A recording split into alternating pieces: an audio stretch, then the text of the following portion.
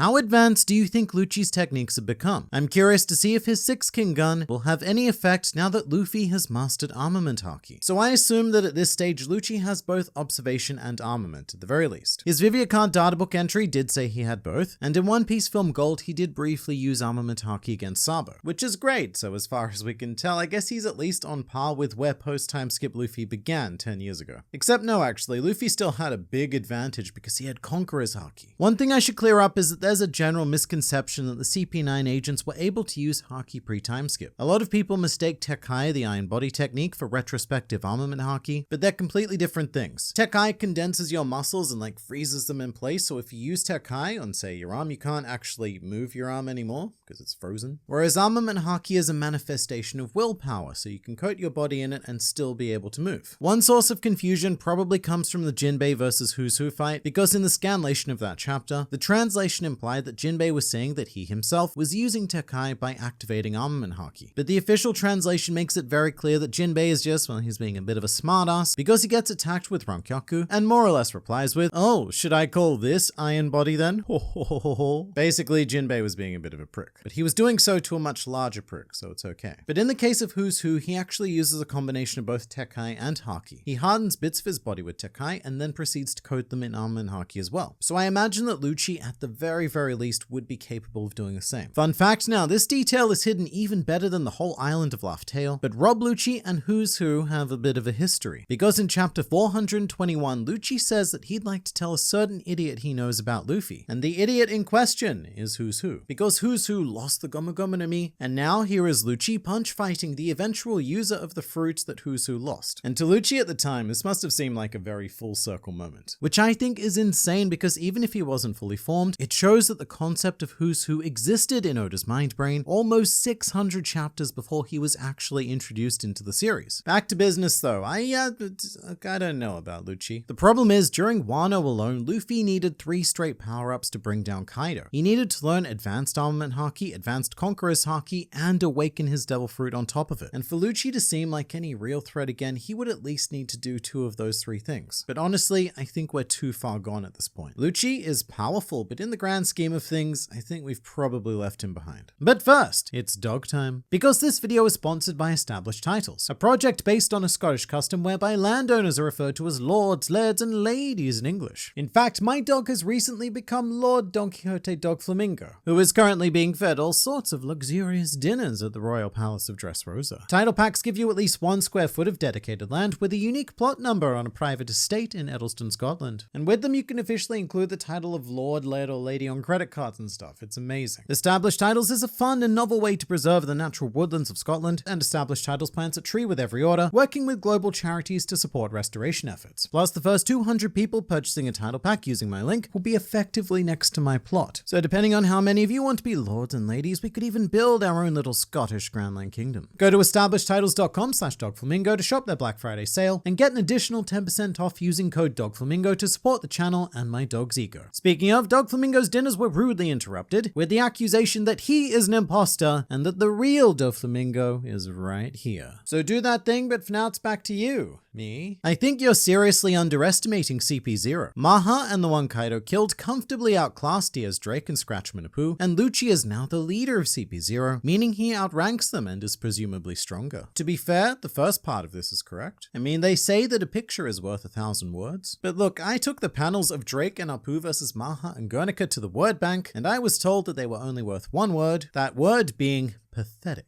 Again, CP0 are undeniably powerful, but at the same time, Drake and Apu were nothing to write home about because it's just not worth sending a letter containing only 1 word. I also just want to clarify that Lucci is not the leader of CP0. In fact, he wasn't even the leader of CP9, that was Spandam. I mean, he might be, but if there is a leader of CP0, they've never officially been revealed. With that said, Lucci does appear to be the point man of this particular CP0 cell, in much the same way that Guernica was the point man of the Wano cell. Basically just the dude in charge of conveying orders and information in both directions. It's like working in middle management, except you get a cool mask, and sometimes if you're lucky, so does your pet bird. And speaking of, Hattori getting his own little mask makes me unreasonably happy. Me too. And I love the fact that Hattori only wears his mask when Lucci needs to wear his mask. Because when they both appeared at the Reverie, they were completely nude-faced. But as we learned from Robin on Wano, the CP0 agents who wear the masks are considered to be the most elite, which means that Hattori is confirmed more elite than both Bluno and Caliphar. I think CP0 may call a Buster call, as they're unprepared to fight the Straw Hats, and makes the connection to Ohara greater. Yeah, because ordering a Buster call helped out Cypherpole so much the first time around on any slobby. I was thinking about this though. The easier way to eliminate the Vegapunks would be to initiate a Buster call or invoke Eames' glorious sky weapon. But the thing is, there's a lot of valuable stuff on that there island, including most of the Seraphim. So that's why this situation calls for a more precise surgical assassination rather than a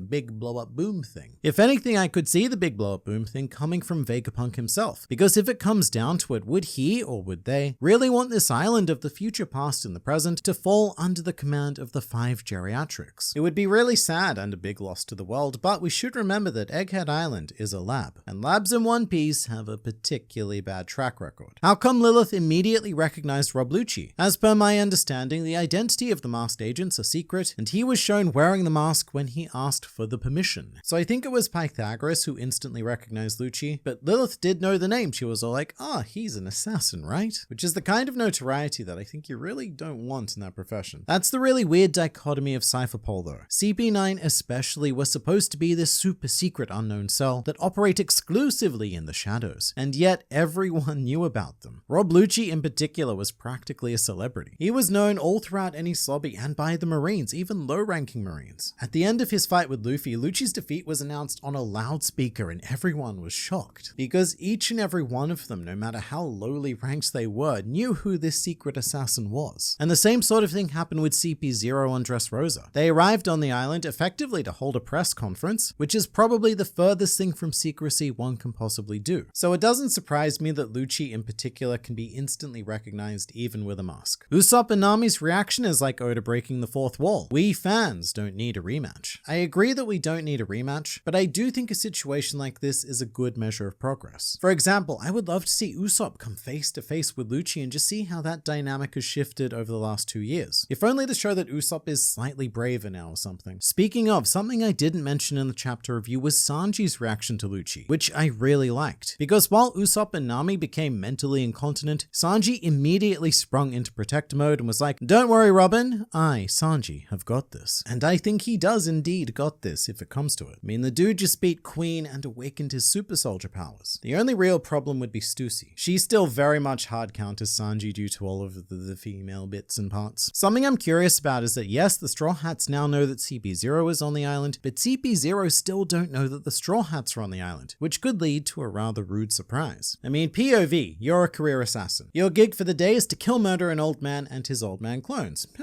Easy. But then you rock up to the old man's house and it turns out that Kaido and his entire crew are there and you're just like, fuck. Because that's more or less what's happening here. CP0 have rocked up and there's an Emperor of the Sea. Which Vegapunks are likely to die or survive? And could there be a betrayal from Bonnie, Lilith, etc.? Ooh, I love betrayal, but definitely not Bonnie. At this point, she's becoming a very classic Oda princess character, and princesses do betray, but they tend to betray the bad guys as opposed to the straw-hatted guys. The more interesting question is the Vegapunks, because if one of them is going to defect, then Lilith is almost certainly the one set up to do that. Lilith is the one who has the most ideological conflict with all of the others. I mean, even in this chapter, she was all like, cool, let's just hand over the pirates to the assassins. Problem solved. Plus, her whole namesake is based on Lilith, who fled from the Garden of Eden in order to attain her own independence. So it's not particularly difficult to see her separating from the group. Perhaps not to the world government because they would just want to kill her, but other factions are available, like say the Cherry Pie Pirates. Or actually, that should be the Cherry Pirates. Because I honestly don't think that Lilith would have a problem working with anyone who is able to give her the required resources. She is the Vegapunk of evil after all, like specifically separated and segmented evil. She's not necessarily a complex human character with aspects both good and evil. It's like specifically just the second one. the evil, because Shaka is the one who embodies all of the good. Speaking of, if any of the Vegapunks were to die apart from our main old man, I would say that Shaka is a pretty good candidate because he's the moral compass of glue that holds the other 5 Vegapunks together. He almost inhabits this leadership and or mentor role among them. Otherwise, maybe Pythagoras and Edison because they're robots. All I know is that it's very hard for me to see Oda even coming close to killing Lilith, Atlas, or York, because death in One Piece is rare enough as it is, but young women tend to be especially immune from harm outside of flashbacks. In stark contrast, inside of flashbacks, young women are probably the most prone to death, hence our rather crippling mother deficit in the series. A few years back, I saw artwork of a fan-made devil fruit that increased someone's IQ by 500 points. While not the exact same, that fan must think they're a prophet. Interestingly enough, I do recall one artist who seems to have almost perfectly predicted Vegapunk, except that it was applied to Luffy. Back in the day when we were all still trying to predict what Gear 5th would be, I recall Professor Gemini did a short fan comic of Gear 5th Brain Man, which significantly expanded Luffy's vocabulary and destroyed Kaido's self-esteem through a very well-constructed lexicon of verbal burns. I thought it was really funny at the time, but Brain Man is pretty much what Vegapunk turned out to be. Will we see a confirmed celestial dragon death before the series ends? Yes, and we don't actually have to wait that long because we've seen quite a few already. Most of them come from the rather unfortunate Don Quixote family. There was the heartbreaking murder of Rocinante, but also the murder of Don Quixote Homing and the death of Homing's wife, who never got a name, but does prove what I was saying before about the heavily increased mortality rate of young women in flashbacks. It's an interesting question though. What is going to be the final fate of the world nobles? Because Eiichiro Oda is such an optimistic writer at heart. His ultimate solutions tend to be quite simple and rarely lean into areas like vengeance. So it's difficult to see an outcome where the world nobles are all killed by, say, I don't know, the Revolutionary Army, because that just wouldn't be the optimistic thing to do. But at the same time, these are the most putrid, horrific, inbred people on the planet. So I don't think that doing something like just throwing them in jail would quite be a satisfying outcome either. I feel like the best ending to these particular bunglenuts would be to die as a result of their own pride and or stupidity. Like say the Red Line is falling apart and they're called to evacuate, but don't want to leave all of their wealth behind and end up being engulfed because they couldn't get to a vehicle in time due to the excessive wealth slowing them down. Basically a solution that nicely removes them from the world, but without a character straight up killing them. However, one thing I absolutely need before the series ends is for St. Charles to get thoroughly smacked at least one more time. Meanwhile, here's at least one more video for you to watch while you do whatever it is you do.